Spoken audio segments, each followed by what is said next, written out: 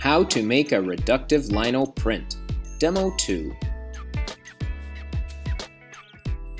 Okay, here's the design that I'm going to make, and you can see I'm going to use about 3 or 4 colors. And the first thing I want to do now is to trace the outline of the design. And you don't need to color it in, just get the simple outline of the different shapes and sections. And I'm going to transfer this onto the linoleum, and to do that I'm going to use a 6B pencil, or a 2B would even work too. And I'm going to cover the one side like this, and then I'm going to lie this pencil side face down onto the lino, and then I'm going to trace over the line so that some of the lead transfers onto the linoleum. And you can see when it's finished it'll kind of look something like this. And what I'll do then for the next phase is then I'll just outline it with marker so that as I'm washing it I will not lose the design. And what I'll do now is just carve out all the sections that I want white. And for my design I had quite a bit, so this will take some time.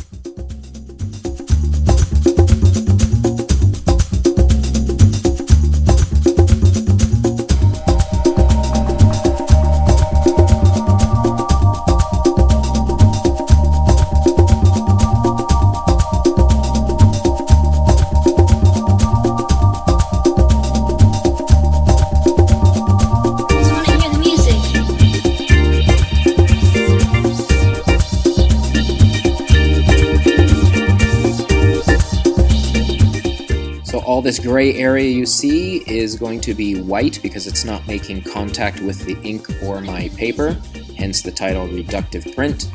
And I got my first layer of color here, and I'm just going to lie it down onto the paper, gently press and turn it over, and I'm going to rub it like this and make sure I get all around the corners and the edges.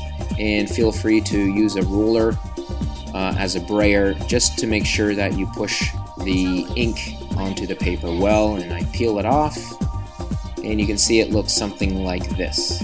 And this will work about for 5 prints, and of course with each additional print that you make you should re-ink your linoleum. And I have tested this with 5 different times without washing, and it came out okay. So I got my print here, and the thing I want to do next is I'm going to cut out these sections here because I want them to remain orange. So I'm going to remove it from the linoleum since my first inking press was orange. And this again will take some time.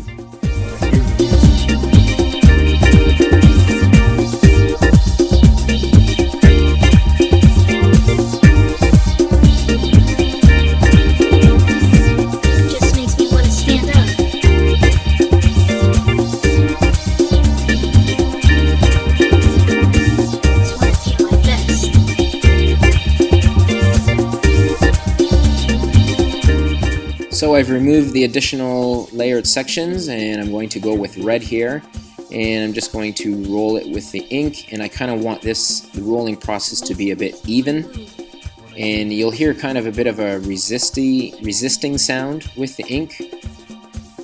And I'll just make sure I get all along the edges. And what I need to be careful of now is I need to make sure that the registration is accurate.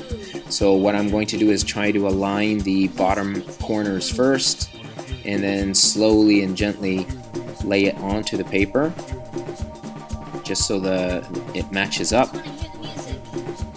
And I'll gently press down, and I'll flip it over, and again I'll press into it and use a roller or a brayer. When I peel it off here, you'll be able to see what the 2 colors look like. So you see my inking here wasn't very good. This is another copy here that you're seeing. So now I have to remove what I want to keep red, and these are these sections here that I've pointed out.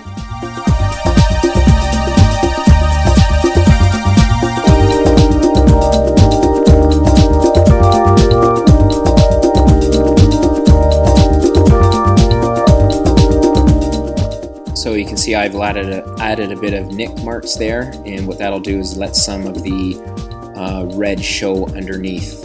So basically what's going to happen is just the hair is kind of going to be a blue or a purple, as well as the outline of the eyes. And the color I'm using here is simply just for the eyes, and then the hair is going to be a dark black.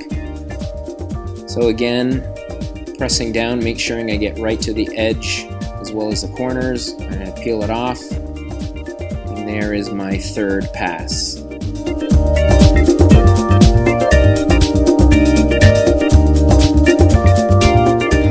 I'm going to go on to the last phase now, and the only thing that will remain purple are the eyes here, so I'm just going to remove them. Put in a few extra ticks just for interest. It look like this. The only thing that is going to come out black will be the hair, and this will be the final layer for my print.